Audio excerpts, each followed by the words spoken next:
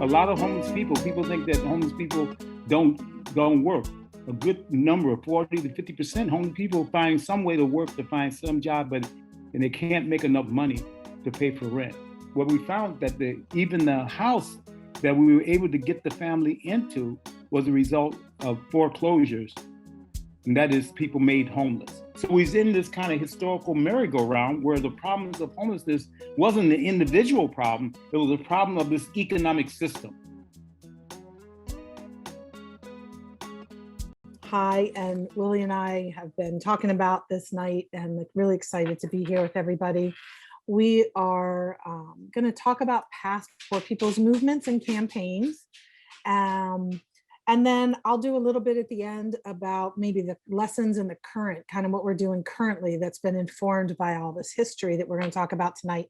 And my name's Kristen Colangelo. I use she, her pronouns, and I am part of the University of the Poor and the National Union of the Homeless and a few other organizations. And I'm going to give it a little introduction. And then when I turn it over to Willie and he introduces himself, I'm sure he'll do the same. And then Hi to introduce himself. The University of the Poor is a group of leaders thinking about the development of other leaders across all lines of struggle. Sorry, for some reason, my dog's not settling and my husband just came and grabbed him. Thank you, honey. And thinking about developing leaders who are connected across different fronts of struggle. So you have people coming together who are fighting for wages. You have people coming together who are fighting for housing and hunger and all of these different fronts of struggle.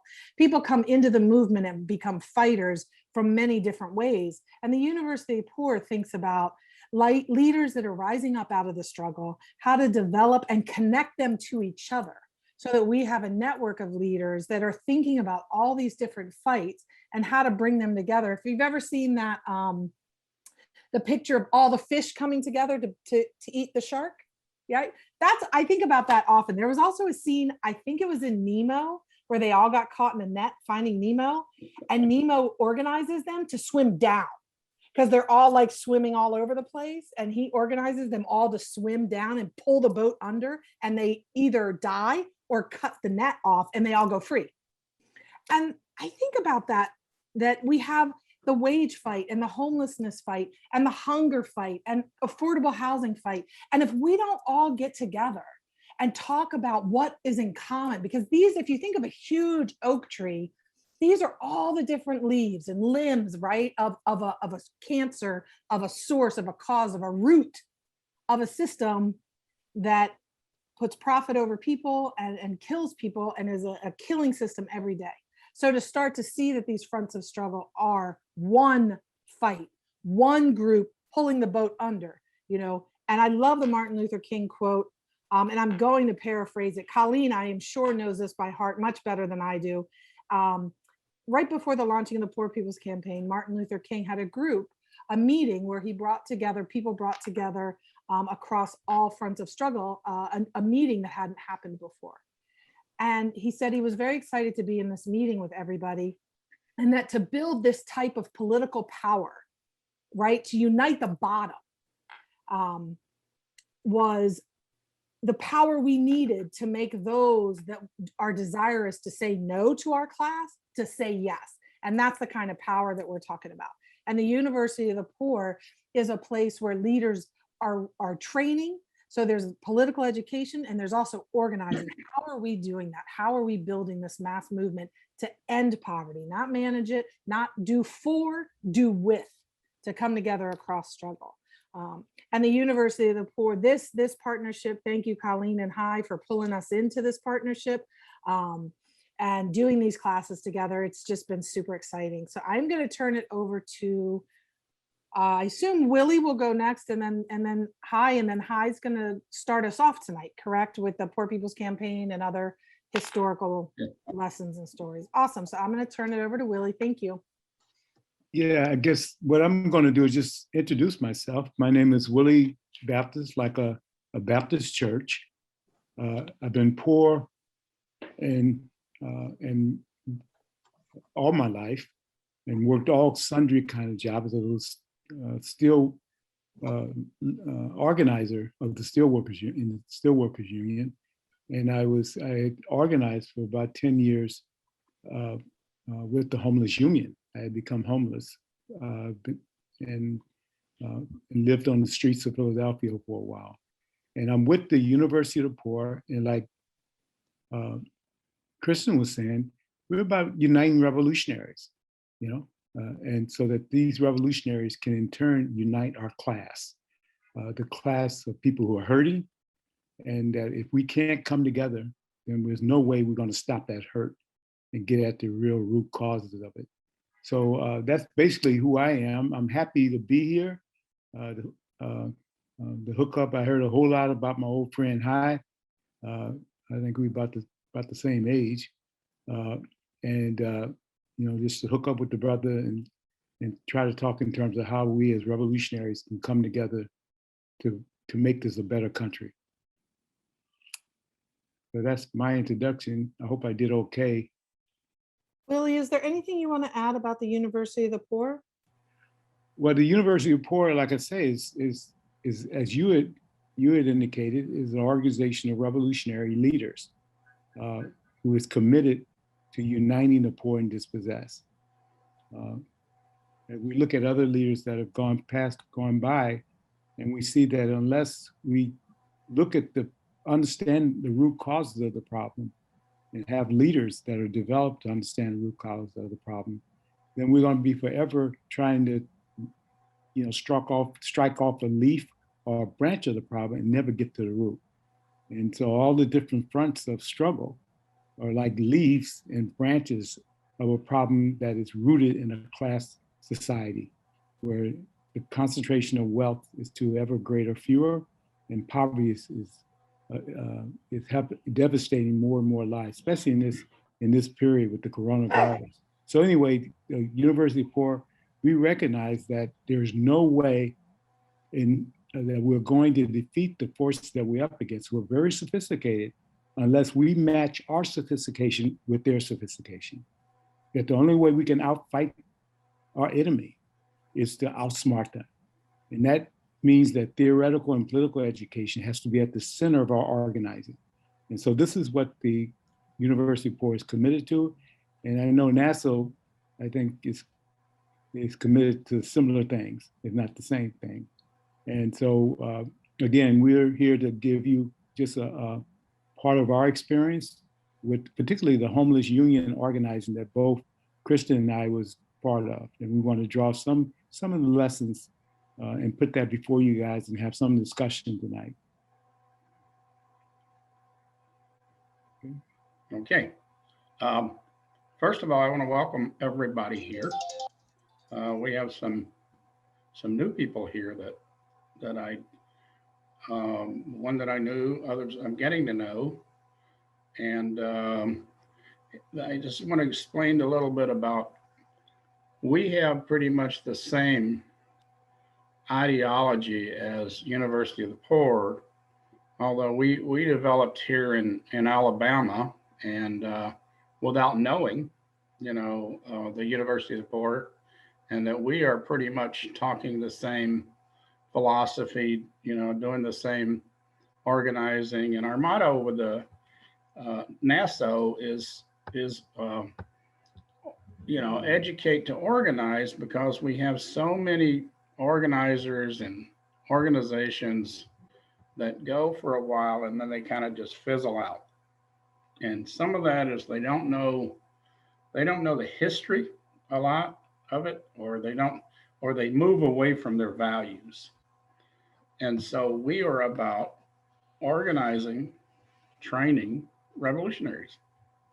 And so we are about trying to empower communities, through intersectional education, who strive for, progressive change. Is set in our mission and our vision is that we can have a school that people can attend, to explore all kinds of and meaningful ideas, and to go back and to make themselves and their communities self-sufficient, and to control their own destiny, basically. So that's why we're here. We got together, and it's amazing because we have a lot of the same philosophy, and we're all working the same here. And I think that's a trend you might be able to see starting, around the country now, because we can't organize unless we know the history. We can, but we can't be that effective. We have to know what has happened in the past. And I guess from there, I was going to talk about the Poor People's Campaign.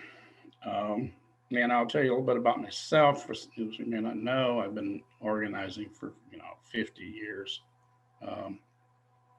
Started out organizing a community called Uptown Chicago, working with many different types of people. Eventually co-founded an organization called the Young Patriots that actually went and co-founded the original Rainbow Coalition with the Black Panthers, Young Lords, and the Young Patriots, because we all had similar experiences. What was happening in the Uptown community was happening in the other poor communities in Chicago and around the country. But in Chicago was such an oppressive city by the mayor and the police establishment. There was an ongoing experiences of people in poverty, people getting, police brutality, getting brutalized, healthcare. A lot of people came into the Uptown community with black lung disease, brown lung from the textiles, black lung from the coal mines. We were fighting urban renewal because they were coming in and trying to take over, and redevelop the neighborhood, which we would call gentrification now. And there was high unemployment. There was no jobs there. There were more people actually out of a job in Uptown Chicago than there were jobs in Chicago. So there was a lot of hunger, malnutrition, infant mortality, and it was a completely oppressed community by the cops. Mayor Daley did not like poor people.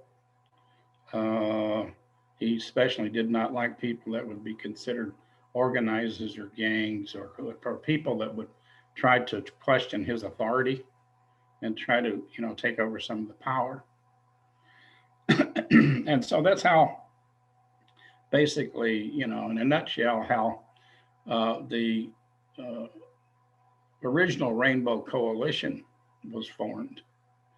And we were just a group of young guys and girls. When I came to Chicago, I was 17 years old, and got thrown into the fire, knew nothing about organizing, but we're latched on to Students for a Democratic Society that came in. So we started learning some philosophies and, organizing techniques, and started organizing. And this, just a group of young people, we really didn't know what we were doing, but we knew we had to do something because we had no home to go back to. We were running from poverty. And even in our hometown, we were running from, police brutality and all the other things that, affected our lives. So we decided that we would stand and fight, and even though we were young, we knew that we just couldn't take it anymore. So what that resulted in was some of our, our members being murdered by the Chicago police. We were thrown into jail falsely. And so we were following other movements around the country and the world, because at that time in 1968, the world was on fire, man. Everybody was organizing, it seemed like, and the Vietnam War, everything else going on. And so we didn't have a real political philosophy at that time, other than what we came together to develop with the Rainbow Coalition. But what did get our attention was the 1968 Poor People's Campaign. Developed by Dr. Martin Luther King, and we knew that this was something that we needed to participate in. And so with us, the Young Patriots and some other organization, we had a contingent of people that went to Washington, D.C., because we'd been involved with the prior March on Cicero, where Dr. King was hit in the head with a rock, and he said he's seen racism in Alabama and Mississippi, but he's never seen any kind of racism like was in the North. And so, we were fighting the Klan, we were fighting, the American Nazi Party, we were fighting the police, we were fighting just about everybody in the establishment and those fascists. So we had an opportunity to get together and get some people, because we believed in the philosophy of the Poor People's Campaign, and because we knew that it was trying to bring the attention of the poor and the plight of the poor to the world. We knew that that's what Dr. King was trying to do. Now, Dr. King was assassinated, which kind of blew everything apart for us, but we decided, we're going to participate anyway. And I'm glad they did, agree to continue with the campaign. And so we headed off to what was called Resurrection City. We got a busload of people, and we started, poor people that admitted that they were poor, and they knew that they were poor. And so they needed to do something about it. So it was up to us to kind of, being the Young Patriots and some other organizations, to try to educate people, to politics. So we went to Washington, D.C., but before we got there, we got food poisoning. Our bus was poisoned, our food, we were poisoned. We became very sick, to a point to where some people had to be hospitalized. I was seeing a doctor. I went to an apartment people had, and they kept me for about a week, me and a few other people that were very sick. And we thought, we'd have to get better to die. That's how sick we were. But it was a target. We were a target by, we don't know who, but we suspect it would have been, the FBI or some of the very right-wing organizations at the time. And so I and some other people stayed at this apartment for well over a week, getting better, before we moved out into what was called Resurrection City. And there were a few thousand people there that were living in little shacks, tents. And it rained every day, just about. It was so muddy. I mean, we were just living in mud all the time. But it did give us an opportunity to do some very beautiful things. Especially at our campfires, we'd sit around, and we were in a certain section because of security. They were, we were hillbillies, a lot of us, and that didn't set very well into some of the population.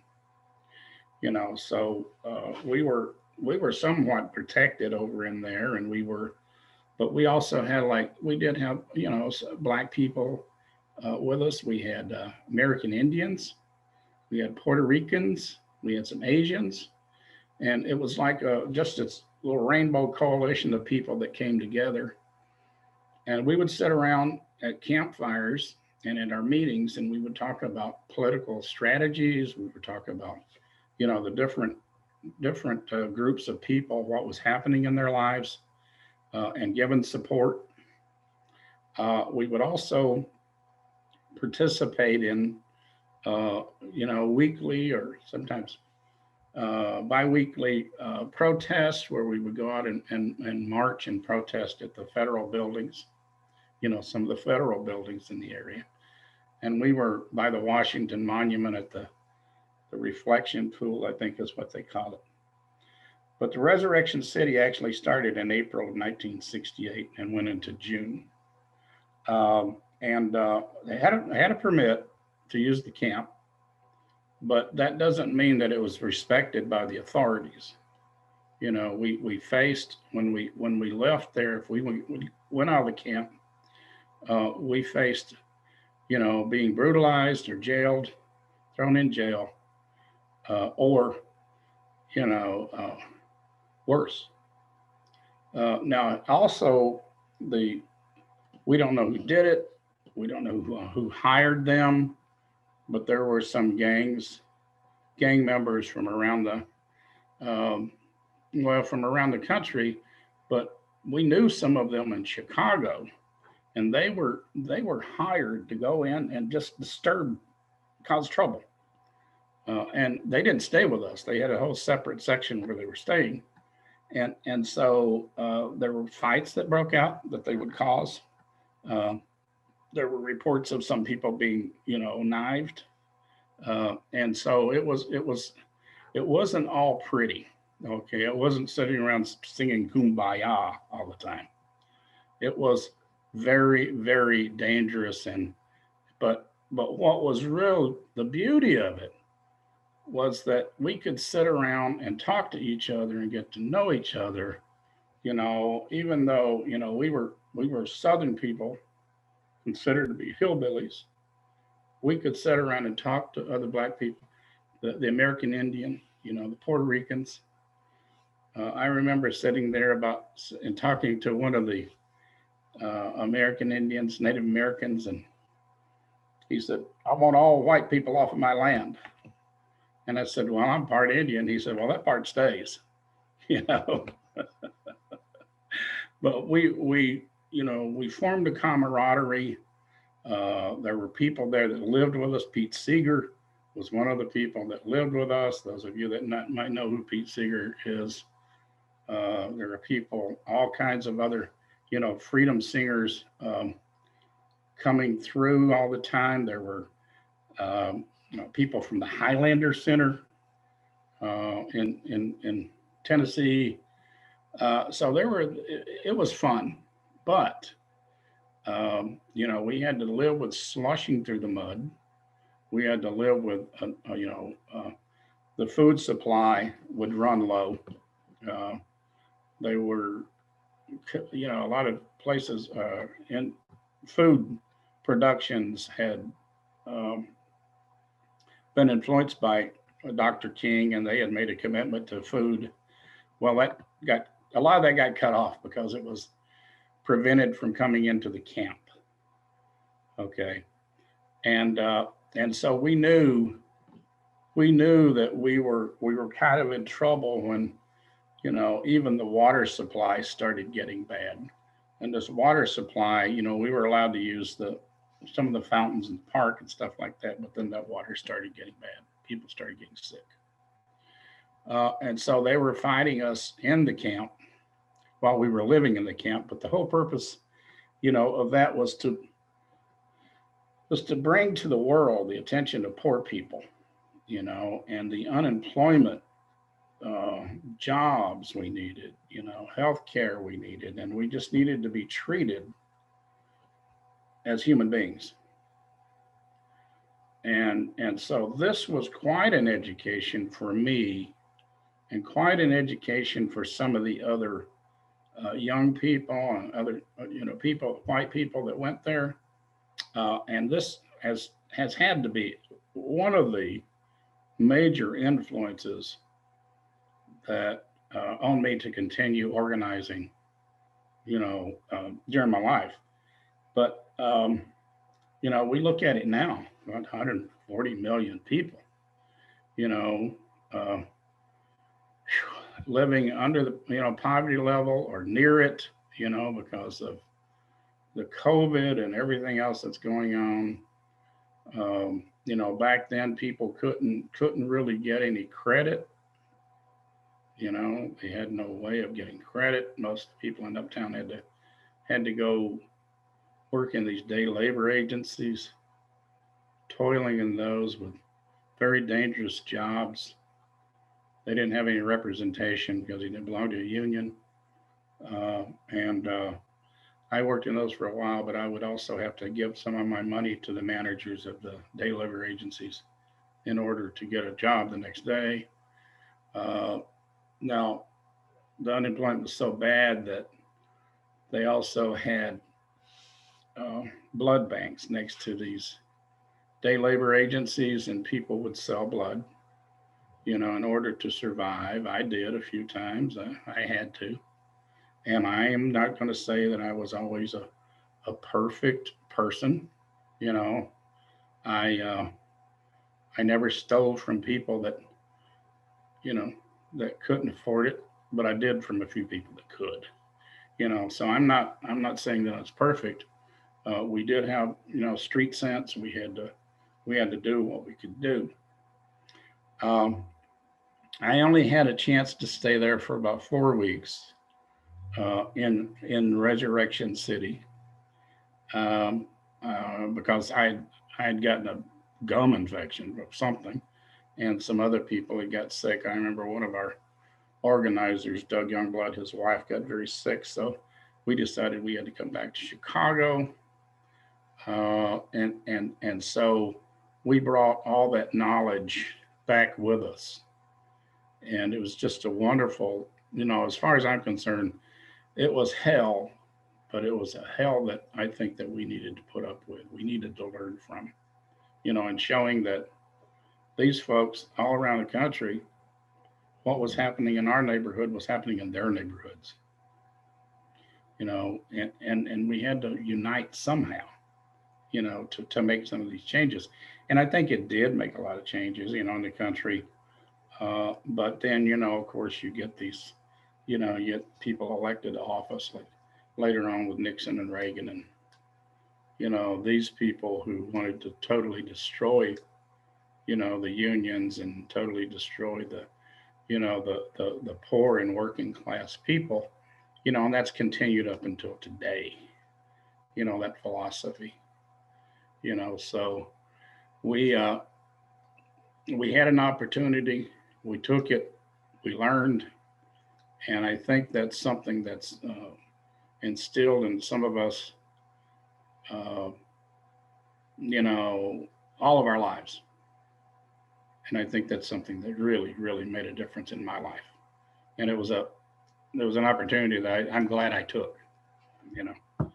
And I think there's very few people left that that went there, the young patriots. I'm the only one left alive. And so, I had to try to carry on that tradition by writing my book and trying to explain why we did what we did and all that. And it's just amazing. I'm so glad we met up with University of the Poor, because when we unite, it's harder for them to pull us apart, and that's exactly what we got to do. We got to come together with some kind of philosophy, like we did with the Rainbow Coalition, for instance. The Black Panthers had an 11-point program, or 10-point, whatever, but we developed our own 10-point program, which related to them, and the Young Lords did the same thing. And so that kind of brought us together, that we could work together. And so all that led up to, the Rainbow Coalition and beyond. And so I thank you all for allowing me to tell you my story. Okay. Thank you. Willie, you up? Okay. All right. Thanks so much, Hi. Um, you know, I was involved with an organizing drive of the homeless in the late 80s and early 90s. And we had our high moments and we had our low moments. And eventually we went into demise. And then a number of us went into a period of comparative studies where we studied the King's version of King's idea of Poor People's Campaign, and we studied the Black Panthers, and we also reflected on the experience of the National Union of Homeless. And in our study of Dr. King, we studied the transcript of the trial that was about his assassination. They had identified an individual and had indicted him and brought him before a civil court for his involvement in the assassination of King. And we went through the transcript of that trial. That trial took place in 1999. Few people have heard about the trial, but what came of the trial was that unanimously people had came up on the decision that he was indeed assassinated, not by a poor white James L. Ray who couldn't shoot the side of a warrant, a poor white guy, but in fact, every level of government was there on site at his assassination. Local police and intelligence services there in Memphis. The trial was held in Memphis, and his assassination took place in Memphis when he went there to help out with the sanitation workers' strike. The FBI was involved; they were there. The CIA, Central Intelligence, was there, all at the site, and also military intelligence. The 111th region representatives was there. As a matter of fact, if you guys every year, with the celebration of King's birthday, there's this famous picture of King having been assassinated, and he's on the balcony, and his lieutenants are pointing the direction of where the fire came from. I think everybody can see that picture because it comes with us every day. But there's a gentleman who is kneeled down, and he's feeling the pulse of Dr. King. His name is Merrill McCullough. Merrill McCullough had joined the Black Invaders, which was a youth group that was involved with the sanitation strike or supporting the sanitation workers, and they were involved. They were around King and others who were trying to generate support. It turns out that this gentleman was part of military intelligence, and he was in on the whole conspiracy that ended up one shot that killed King. And the trial proved that there was an all-out conspiracy. And the main lesson that came out of that trial is that you do not unite the bottom. You can unite the blacks as blacks, the Latinos as Latinos, the poor whites over here, the immigrants over there, but you do not unite the bottom. And King, in his last years of his life, attempted to unite the bottom.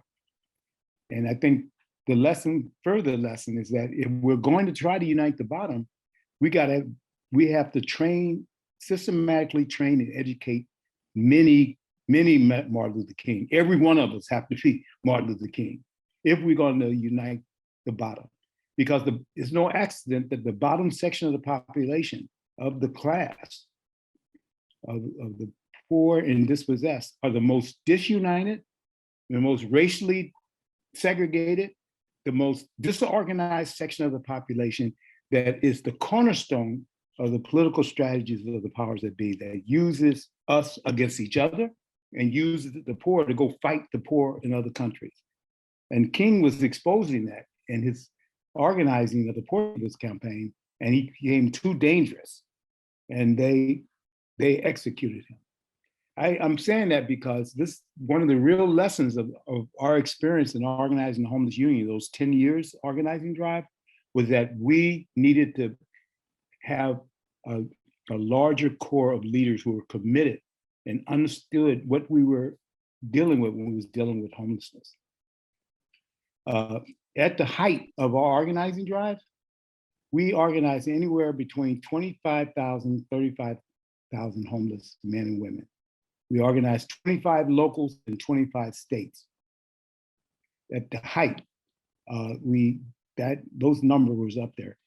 And at the founding convention of the Chicago, Gary, Indiana Union that was formed, at that founding convention, we had over 900 delegates. We had organized in every nook and cranny homeless men and women. In LA, at a church in LA, we had over 1,000. And in the famous Riverside Church in New York, we had over 1,200 delegates that we had organized into the local chapter of the New York Homeless Union. This is homeless men and women organizing homeless men and women. And what it showed to us is that we were homeless, but we were not helpless. That we could think for ourselves, we could speak for ourselves, that poor people can think for themselves, they can speak for themselves, they can fight for themselves, they can organize themselves and lead, not just themselves, but the country, the whole country. That in the ranks of the poor and homeless, there's huge reservoir of geniuses, leaders, who are trying to make a way out of no way. And that if you organize the bottom, you'll come across those leaders and so on. And we came out of that experience with a number of leaders like Kristen, Savina, a number of leaders who are part of the University of the Poor and now have renewed another organizing drive that's connected to an effort to reestablish the Poor People's Campaign. And we see the need to build more and more Martin Luther Kings, more and more Fred Hamptons, and others who attempted to unite the bottom. We need to have many leaders. And that's why we're uniting with NASO, because they want to do the same thing. And then we met the brother High, he was there, you know, so he know what it is. And so having his experience and having some of these young leaders able to learn from these experiences and from High, this is what we're all about. Because we've learned that if you read any book in history, I don't care what book you look at it, what college library you go to and go pick out a library book on history, you'll find there was never a time when a dumb force rose up and defeated a smart force, never. If we're going to outfight this system, if we're going to outfight the people who have benefited from this system at our expense, we got to outsmart them. And that means political and theoretical education. And that's what the University of the Poor is all about. And that's what NASO is all about. So we got to get together. And in our organizing, we learned a couple of principles that I like to allude to, just to give you an example of some lessons that we should look at today after doing this comparative study that I mentioned earlier. When we organized around the country, we would organize and we would put pressure on the local authorities, and in particular HUD, because it was responsible for all the houses that they had accumulated, empty houses, that they were supposed to allocate to low-income people. But the problems of homelessness was growing by leaps and bounds. Like during that period in the late 80s and early 90s in Philadelphia, every 30 minutes, a person became homeless. They became unemployed, they can't afford rent, and they became homeless. Every 30 minutes, a person was becoming homeless. We had a campaign where we identified 50 homeless men, women, and children, and we identified these HUD houses, empty, boarded up HUD houses, and we moved the families into these houses, and we was able to force a concession from HUD because we was able to bring attention to the issue. And it was embarrassing that they was holding on to these houses for the real estate. They would just turn these houses over to the realtors who would take it and then put it back on the market and make big time money. We was exposing all that stuff. And so they made a deal with us and gave us, conceded those 58 families. And what we found is because of the nature of the problem, that for every family, every one of those people, every one of those families, 58 families that we put in the jail, just that many, 4 times was becoming homeless. Just as we put them into a house, more people was coming homeless because the economy that existed was a class economy. And if you couldn't afford rent, you became homeless. And people who didn't have adequate jobs, they had these SLJs. People heard of SLJs? Shitty little jobs. And we had a lot of, some of the people worked 2 or 3 of those shitty little jobs. And people, a lot of homeless people think that homeless people don't work. A good number, 40 to 50% homeless people find some way to work, to find some job, but they work in these SLJs and they can't make enough money to pay for rent. And so what we found that even the house that we were able to get the family into was a result of foreclosures, and that is people made homeless. So he's in this kind of historical merry-go-round where the problems of homelessness wasn't the individual problem, it was a problem of this economic system, a class system where if you have to get up in the morning, go get a job so you have some money to pay for your housing, pay for your food. But if you can't get a decent job or you can't get a job at all, you become homeless. And at that time, when we organized the Homeless Union, homelessness became a structural problem. The average homeless person was no longer a so-called Skid Row homeless guy. It was a 9-year-old boy or girl who were white. A white 9-year-old was the typical homeless person at that time. And even today, is even more so today. And yet the images is of the poor and of the homeless is that they're black and brown or they're everything but poor white.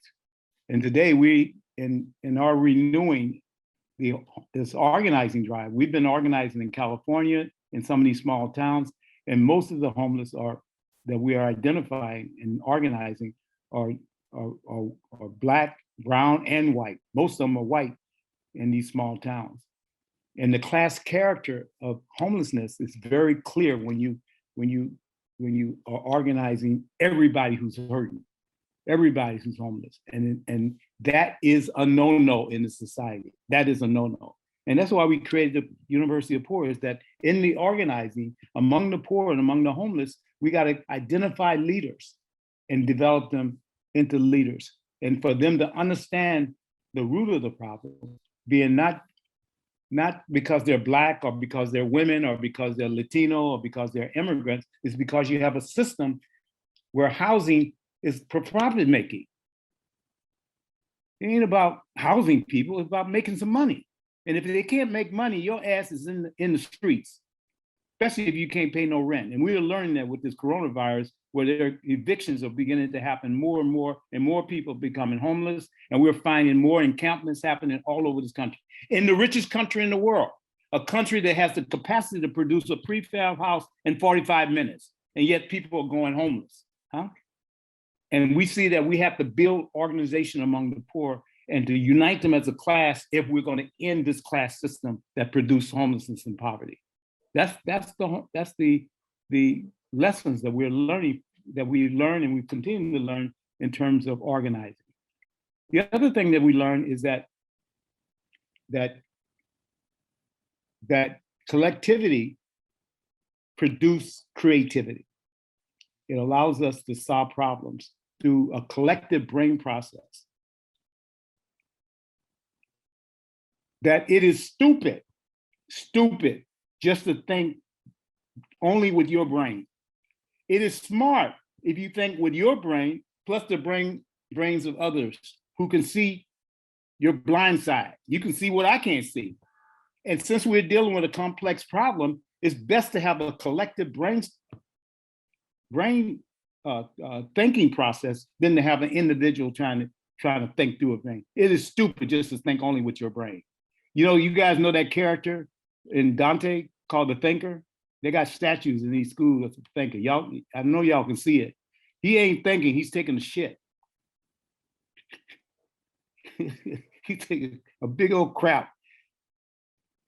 And we're trying to organize so we can have a collective brain power in this process. And it's so important because that's where creativity comes in. That's where solutions to problems on immediate terms and the long term. We were called into Austin, Texas. The brothers and sisters had heard about our organizing drive throughout the country. And we was having synchronized housing takeovers. And so we were getting a lot of notorieties, and we would, people would call us to come in and organize. Well, Austin, Texas, they called us in because the problem of homelessness was blatant. In the downtown area, you have mothers and their babies living in hovels no larger or no bigger than a doghouse. In the alleyways, in the parking lots in the downtown area in Austin. So we sent a delegation there off the organizing tour into Austin to talk to those brothers and sisters to see how they can launch their organizing drive. What we did was exchange experiences, tell them about some of the experiences and some of the other organizing drive, and then we divided up into teams, reconnaissance team, research teams, and we went to different parts of the city to gather data about what we were dealing with and how best to proceed in launching the organizing drive there in Austin, Texas. One of the teams, for example, went to the historic district of Austin. And this historic district was an enclave of mansions. This is where somebody in history took a shit or something like that and became famous.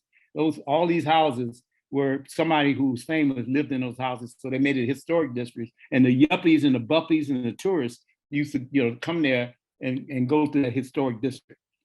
So the brothers and sisters who were part of that team, they collected all the data, saw the whole ins and outs of the tourists and so on and so forth, and they brought that data back. Another team went to the city council to get a copy of the city budget to see what was the priorities of the city. And they got a hold of the city budget of Austin, and they looked at every item of the budget, and they saw no allocation toward people who got laid off, lost their home. There was nothing. You can see why this blatant display of human homelessness in the downtown area. But there was this one curious item on the budget, and that was the purchase of Canadian geese at the tune of $800 per goose. The city had purchased those goose. You know, those geese we see running around, during that time, they used to buy those bad boys. And this on their budget, they had that item on this. So that team took that data and we compiled it with all the other data, and we decided on an action. And we decided to take over a mansion in the historic district. We moved in there, took over one of those mansions that was empty. And then we called the police. And the police, of course, is closely associated with the local news. And here at 12 o'clock that next day, here come a siren of police cars and newspaper vans racing over to the historic district, and they pull up right in front of the mansion that we was at. And they jumped out of the mansion with the guns out. The police had their guns out, and the camera was rolling. They rolled up, knocked on this big gigantic door of the mansion, and it says, "You guys come out of there. We know you in there." And one of the homeless sisters says, "We know you know we in here. We called you." So about 30 seconds to 40 seconds, you can hear a pin drop. Then slowly, the big gigantic door of the mansion started creakily open, and there stood a homeless woman and a homeless man with one of the goose, with their hands around the neck of the goose. They had kidnapped one of the goose, and they had a knife at the neck of the goose. And they told the media and told the police, "You take one more step closer and this goose is cooked." You know, they held the media for 2 weeks, almost 2 weeks. They had press conferences, talked about why would you put money into geese and not into these children and into families. And they was able to attract the attention of the local trade union leaders, the local religious leaders. They were able to build the network that was based on their organizing drive. That was a decision and a creativity by those homeless men and women that came out of the collectivity of them thinking through what would bring attention to the issue. So collectivity is very important in terms of building leadership and in terms of building the kinds of intelligence that we're talking about. And if you're talking about organizing, you got to build, organizing is nothing but building collectives. And this has to be done with education at the center. Then the last point I'm gonna raise is around this question of where do you start in organizing? We learned that there's a difference between problems that are beset poor and homeless families that are issues, problems that are issues, and problems that are non-issue. Problems that are issues are problems that most agitate people. And the lesson that we learned is that Muhammad has to go to the mountain because the mountain never comes to Muhammad. There's a lot of, in the mountain are the people. Have you ever call a meeting and wait for the mountain to come to the meeting? Mountain don't come? No, you got to go engage the people. Muhammad got to go because to determine what issues, what problems are issues, you have to engage the people. You can't tell it from a conference on poor people, you know, up in Alaska somewhere. You got to be among the mountain. You got to be among the people, among the homeless folks, and that's what we had to do. And we found out when we launched the organizing drive in Chicago at that particular time, that all the people that we had to come to the meeting to talk about what was the most agitating thing of what was most agitating them in terms of problems that they would be beset with, which was the issues. It turns out that every morning at 5 a.m. to 6 a.m., homeless men and women had to get in line in the shelter system, had to get in line to get 5 sheets of toilet paper. They knew that they was in that situation because they were homeless, and they knew they were homeless because they didn't have an adequate job or job. But the issue was having to suffer the human indignity of getting in line to get 5 sheets of toilet paper. That's where we started. We started the organizing drive. We started the education process based on that issue. We didn't stop there, but that's where we started. And I think Muhammad going to the mountain was a very important principle, and that collectivity is a source of creativity is very important. There was other lessons that we got from those organizing drives, especially from the Panthers organizing and from the King's version of the homeless Poor People's Campaign. And in the Poor People's in the University of the Poor, we've summed up those lessons, and we have a resource center that Kristen has helped putting together that makes, does interviews where a lot of these lessons are made available to brothers and sisters throughout the country. And when we was hearing the story from High, all his stories, man, I love that story when he said that about Fred Hampton doing fisticuff with Jesse Jackson. I love that guy. See, I'm from Chicago too. I lived in Chicago, and I know that son of a bitch.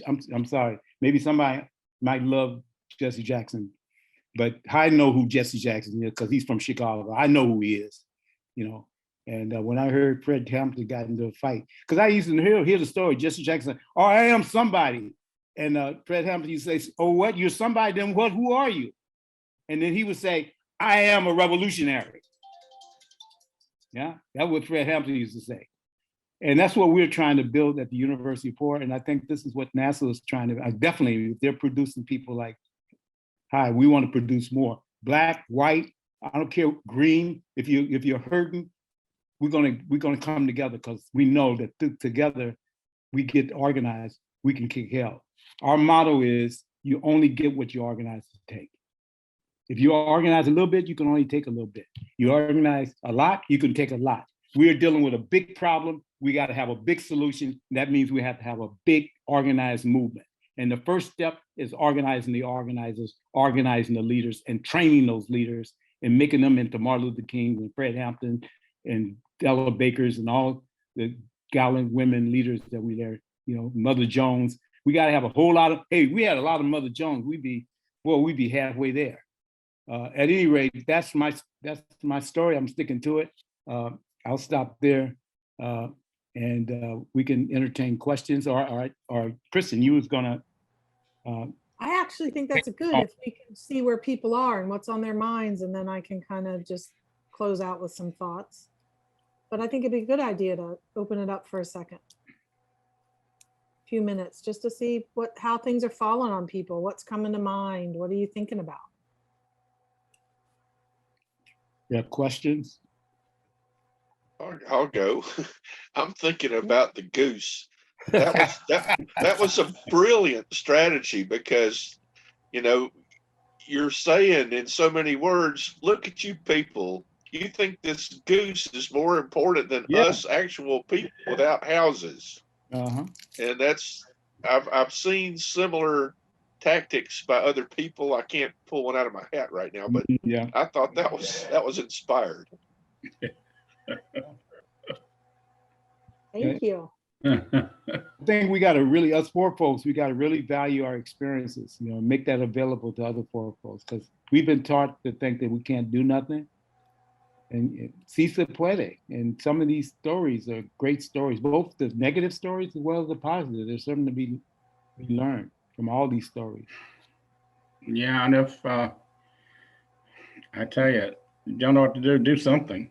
I mean, this is what we say. And Bobby Lee, you know, he was a Panther that helped get the Rainbow Coalition organized, and he had just told me, you know, before he passed away, that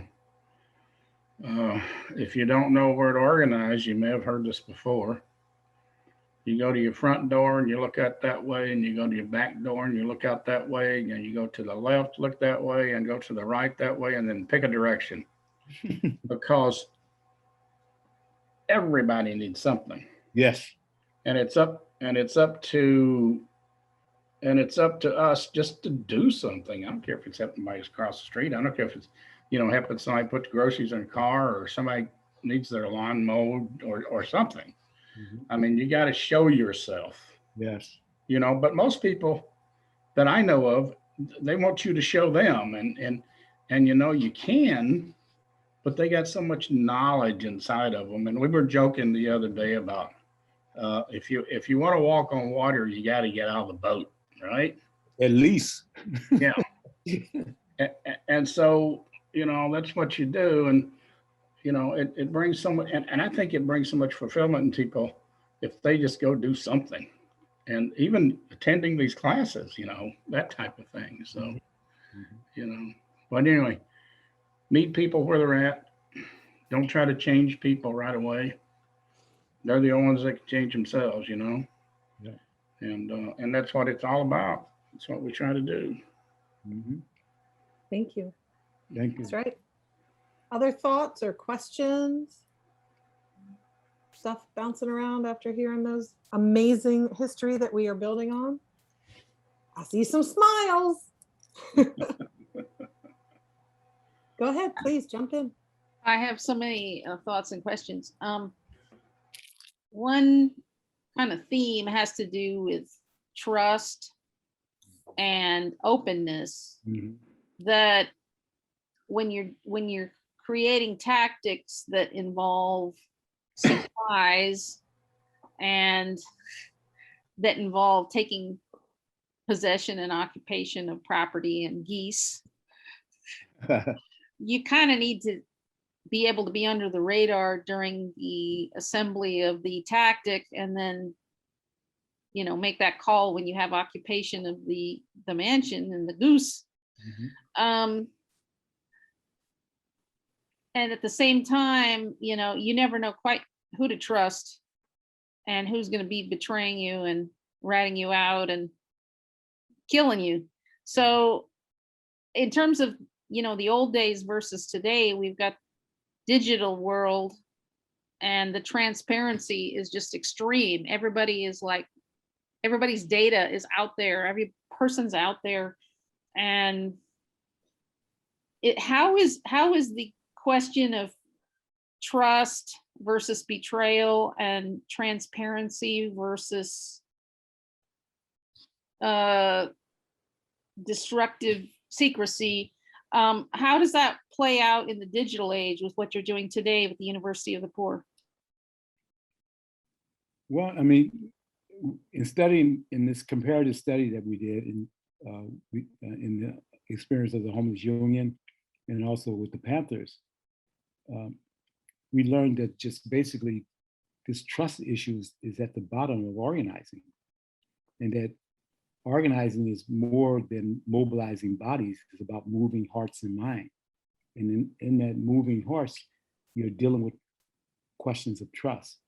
And what the Panthers did and what we've done when we used to organize in the 10 cities is that we had a number of things that we did. And one of the things was Project Survival, where we had in our encampments, we would set up a place where our kids, homeless kids, they would come after school and do their homework. And we would collectively as a group, help each of the kids go through their homework. We had one of our kids, a homeless kid, got all A's, and we got it out there, man, because it broke every stereotype. We had a tent city. We had made arrangement with the local University of Penn, this is in Philadelphia, with the pre-med students, and also the teacher who was a member of the Position for Social Responsibility. And we told them about the work that we were doing and that we were set up the tent city in one of the enterprise zones. There was a report where a special area where they did subsidize businesses to come into these poor areas. And we had set in one of the 10 cities there, and we told them about all the work they were doing, the protests, the activities, and so on. And we asked them, could they do regular checkups? So we organized regular checkups, and they had a quota of medicine they got as students, and they brought that out every Thursday, and we connected up with the local leaders within the community that we were in, and notified them, tell them that you can get free checkups. So our family, we had about 30 to 40 some families in this tent city. So you add that with others, there's people get in line, they would get their checkups, and the doctor would see them. And these were what we call Project Survival. The Panthers had free clinics. They had all kinds of things where you connect up with people, and we had food programs. We was able to establish food that they threw away at the downtown food center. The food is perfectly good. We get the food, we bring the food, and we distribute the food. And by doing that, we establish relationship with each other and trust.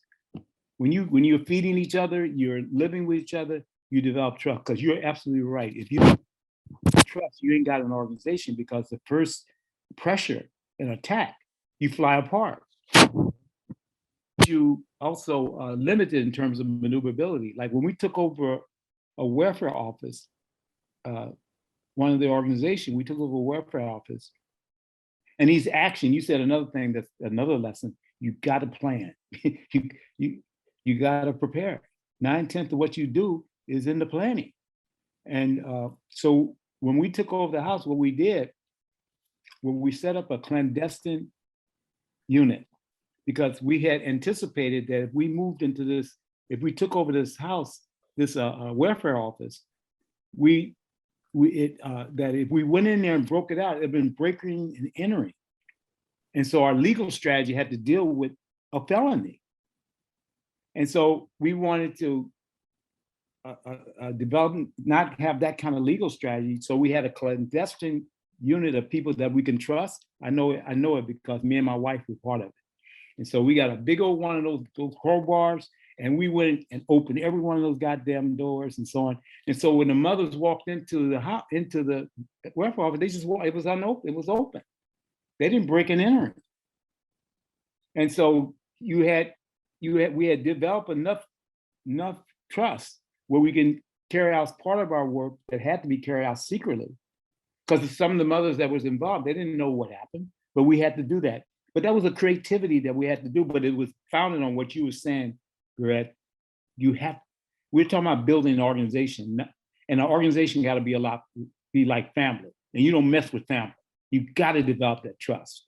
And that is uneven in your organizing process. And so those who trust, you put them in those kind of sensitive situations. But the greater the organization, the more the trust, the more flexibility you have and ways you can maneuver. Now, in this era of the social media, there's this relationship that we learned that we have to master of online organizing with offline organizing. How do you combine those two?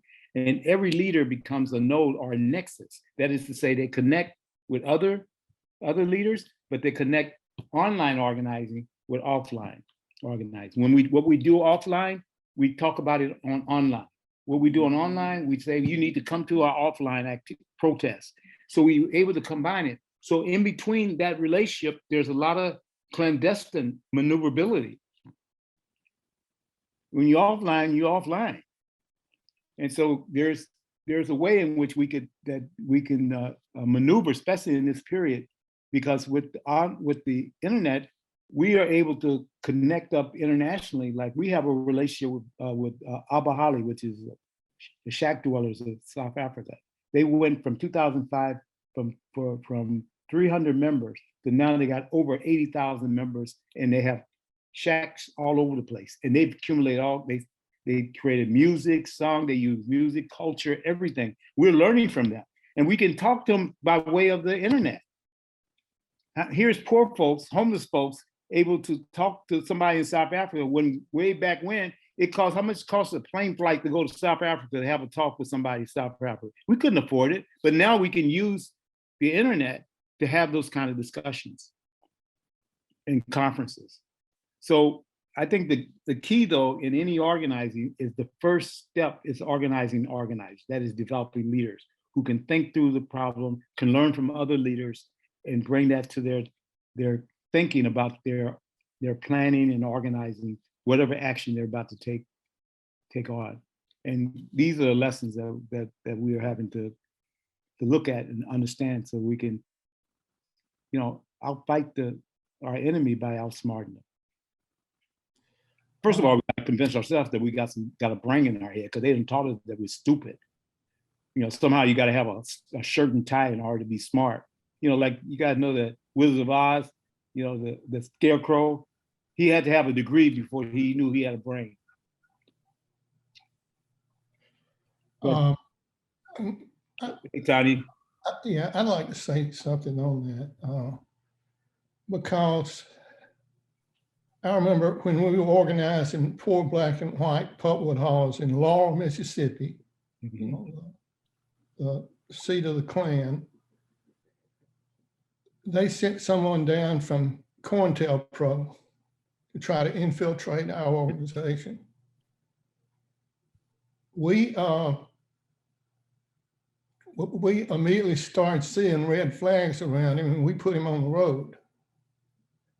At that time, we didn't know he was COINTELPRO. We didn't find out till years later, but we were right in those instincts. But let me say this. Every revolutionary,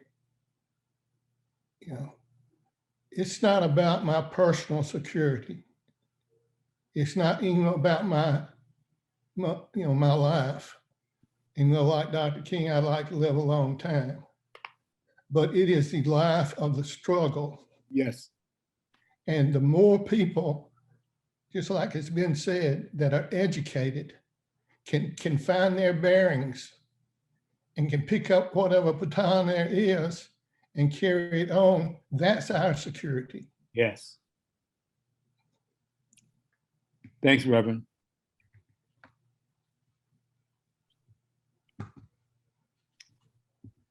To speak to that point, I had something to happen which relates to Tani's point. I got a call when I was doing research on this book and other things.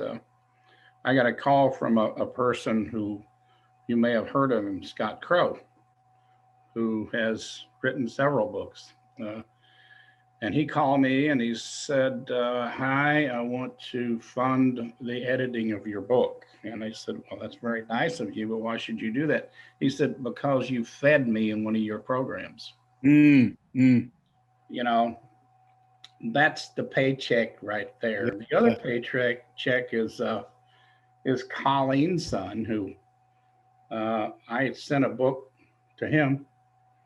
He had helped me out on some research. And how old is he, Colleen? You talking about Miles? Yeah, he's Yeah. 12. Huh? He's 12. He's 12. And he read the book and understood it, right, for the most part. So that was very important to me. You know, that's my paycheck. Yeah, beautiful, beautiful. That's something that comes out later. I mean, that's something if it comes out. Yeah. You know, to Tony's point, you know, and it's just you'd be surprised what will happen down the road. You know, you may not know what's going to happen, you know, but you plant the seed, you know, you do the thing, you do something, right? And so, you know, those are just lessons there to learn, you know, and it's very important lessons that you never know what's going to happen. And you know, every movement starts with the telling of untold stories. Is every movement, they spend billions of dollars so that our stories are not told, and these experiences, because these experiences over time, the history of the poor folks, one of the brothers was talking about the minor struggles. There's a lot of lessons in terms of what can be done and what is the way to do it. Because everything starts off as a shit show. Everything starts off, everybody's organized, everybody running around this way. Everything starts that. But you begin to build over time a way to come together. And you look at history, in the history of our experiences of poor folks organizing, you begin to get lessons and use that historical perspective to figure out how you deal with the situation today. And so the problems of trust are in that story. The problems of you know, how you can outmaneuver the person that you're dealing with, the art of compromise, how you compromise in order to get to where you want to go, how you win by losing. Yeah, sometimes you can win by losing. We had a Harrisburg campaign. We lost every one of those battles, but we came out with a bigger membership. We came out with a stronger membership because we persevered through all those struggles through the winter. Okay, what was that experience? What happened? And that information should be made available to every brother and sister that we're trying to build this movement out of. And I think that's the beauty of NASA. That's the beauty of these educational institutes, that they make available these experiences. So the questions that you're raising, they're, you know, like trust, which is really what we're trying to accomplish. That's the glue for organization. That we can see how in history and how in contemporary experience, how that problem is being solved. Because it is being solved. As we speak, it's being solved, if not wholly, partially. And we should make that available to ourselves. Just like we're bringing you guys our experience from the homeless stuff, and we're learning from, I mean, Had told me that story about Fred Hampton and Jesse Jackson, man, I jumped up and, whoo, that made me so happy. I want to go to a whole lot of more houses. I want to do something. I want to hit somebody. I want to go hit somebody. I hadn't heard that one yet. I had heard that. I know it sounds like I said, I don't know if they ever got together. Somebody would have got a ass whooping, I thought, if they ever got together. And he did. They got into an argument, and Hampton, punched Jesse Jackson, in a stairwell, knocked him down a couple of stairs. I love that story, man. If y'all lived in Chicago, you'll know how we like that story. He was an opportunist son of a bitch. Was. Yeah. He still is. He's an old. Yeah. Eli or Joy, do you have anything that you want to jump in with? I did have a question about what time period was the goose incident? Just curious. The late 80s, 1980s. It was kind of like 80, maybe 88, 89, around like that, or even earlier. It was during the early part of the organized drive during the 80s, because we organized in the 80s and then the first half of the 90s. The homeless unit, you had a number of drives. And that story came out of Austin, Texas.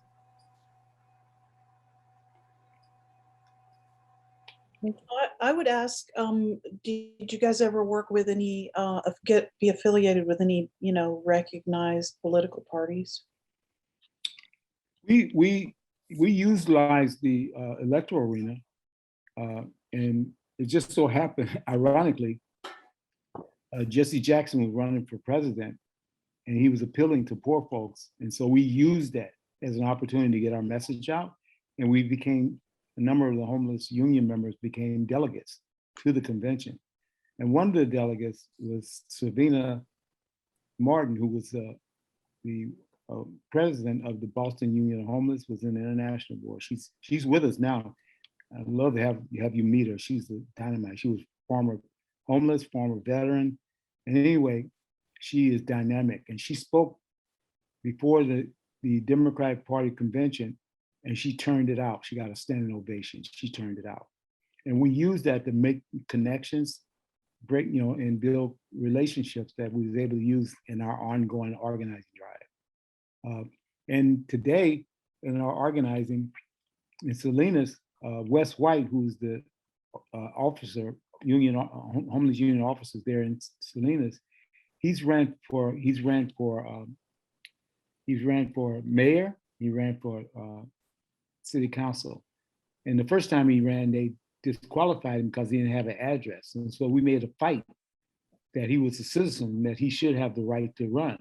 And so they was able to make accommodations, but he didn't win, but then he got experience. And then he ran for city council, and he didn't win, but he was able to put together other candidates who were running for city council. And those that won, they came up with an ordinance for this, to contain the police in their attacking of the encampments, homeless encampment. They had to go through a process. So we've used the electoral arena. We've run candidates ourselves. We've supported candidates, but we all connected to organizing. We used it to get the word out. We used it to educate. So we work within and around the Democratic Party when we can. We know what the Democratic Party was. Our political education told who we were dealing with.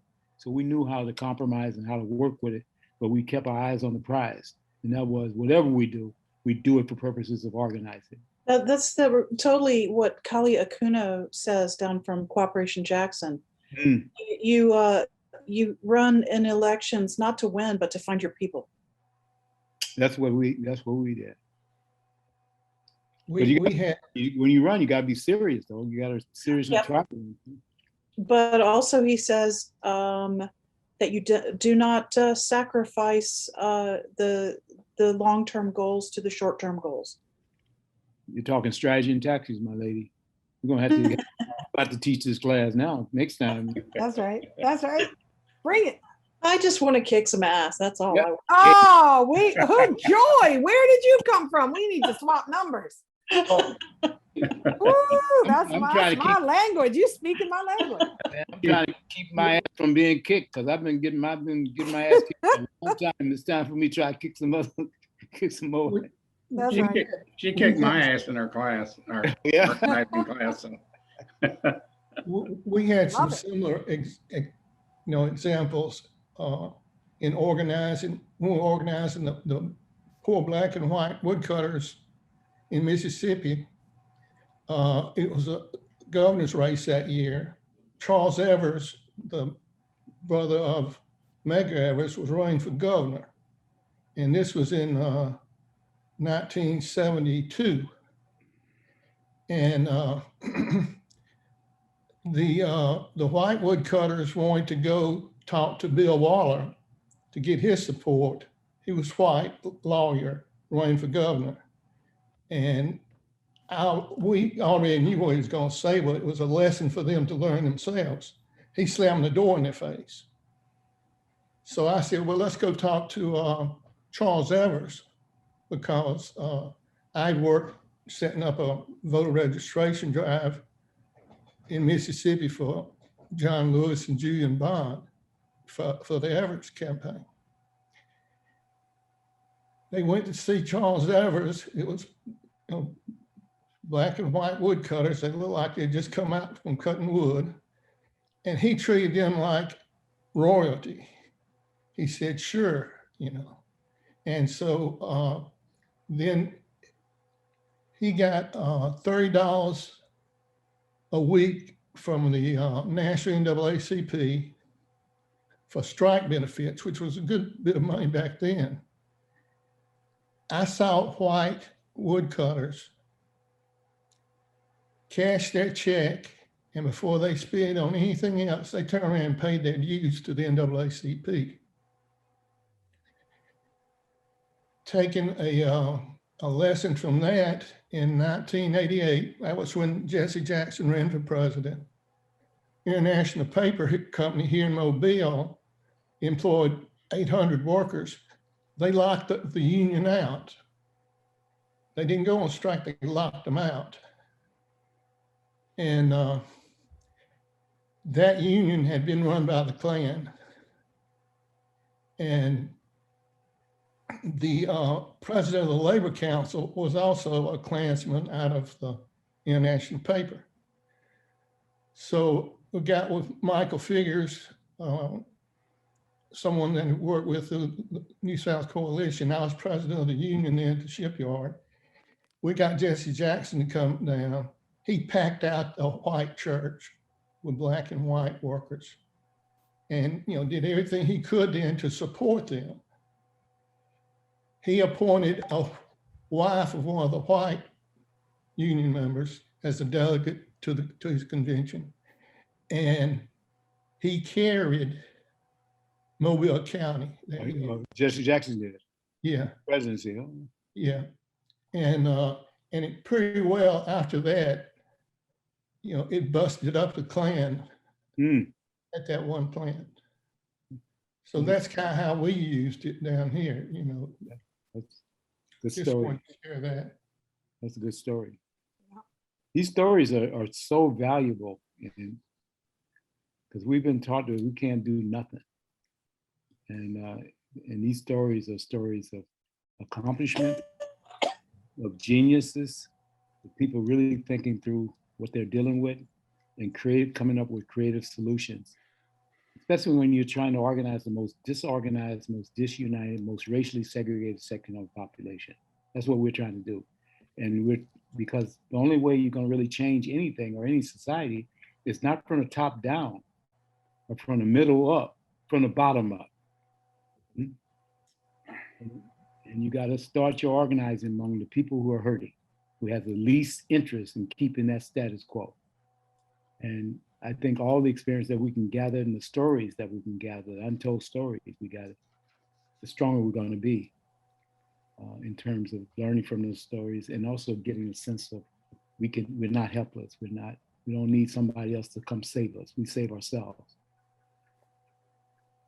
Because I tell you what, the powers that be, their model, their charity model is let's save the poor before the poor save themselves. Because they know when we start saving ourselves, we're coming after them. Or after their money, that's for damn sure. And coming after changing the society and making it better for everybody. And they don't want that to happen. So they want us not to be organized where we can exchange experiences, change our story, learn from each other, and build relationships.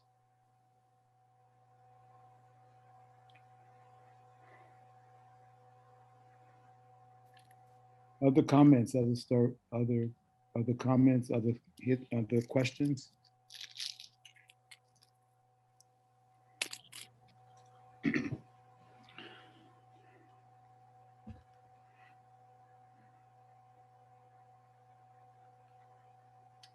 No. Okay, folks. Yeah.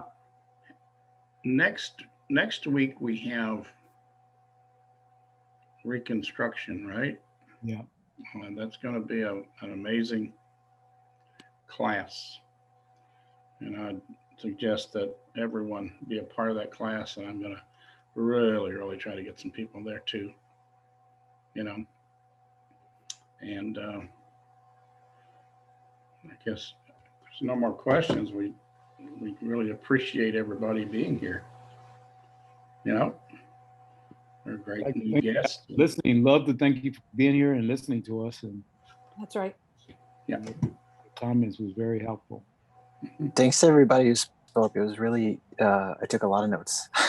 It's very good. Helpful. That's good. I All right. did put in the chat the link to the new Poor Organizing the Poor Resource Center. Any feedback or thoughts or comments, there's just a ton of great stuff on there, and we're going to keep building it. There's an archive section. There's some educational pieces on there from a class we've used, and just a ton of writings that have come out of the struggle. And we're looking to really work with like Hi yourself and get other writings up there around poor organizing the poor model. Well, coming out of welfare rights, the Johnny Tillman model, the poor organizing the poor. And as Willie started out in the very beginning, that we spoke for ourselves, we thought for ourselves, we fought for ourselves. And that's what we are talking about, lifting from the bottom. The poor organizing the poor. The attempts to co-opt and concession and break us apart in many ways is real. Very sophisticated enemy that comes in and co-ops, especially through money. We're seeing this with a number of organizations, including Black Lives Matter, and we just really need to be clear, like super clear on what we're doing and who we're doing it with and what the end game is. And Right. And that's what the University of the Poor is about, and partnering up in exchanges like this that aren't just a lecture, right? We're not talking about regurgitating information or it being an academic study that you're going to get tested on. It's about taking what we're saying, going out tomorrow, trying to organize the base, making a ton of mistakes. The only thing we don't fung up all the time, taking a ton of mistakes and then learning from it. Having that in, the struggle is a school. So everything we do, we learn from, we do it together. We study what worked, what didn't work. Was it a victory? Was it not? And hopefully the Resource Center will have a bunch of that stuff. There's great articles on organizing in tent cities, leadership development, projects of survival, just a lot of great writings that have come directly from the struggle. And we say it's all about, there's classroom, there's class struggle, and there's class organization. And those three things have to be connected at all times. And I feel like, I was supposed to be part of this tonight, but I feel like at the end of this, like there's nothing I could add. This was a beautiful, beautiful talk tonight. Like you all brought so much history, so much experience. And one of the powerful things that Willie's been saying to me for over 20 years is I get to do what I do because I've probably made the most mistakes. And that's funny. And we laugh and we're like, yeah, but really, getting out there and doing it and learning from it and doing it together and talking about it and knowing that we gotta go through experiences and make mistakes and learn from them is a powerful thing to have somebody say to you when they're developing you is, well, go out there and try it. If it doesn't work, it doesn't work. At least we'll learn from it and we'll get developed as leaders. So I always thought that was something pretty powerful that Willie and others have said throughout this work. So and thank you for tonight. And I can't wait till next week. Yeah, and if anyone wants to see some of our past classes, they can go on NASO and do that. We'd like to include any of those that you would like in your resource center. Absolutely.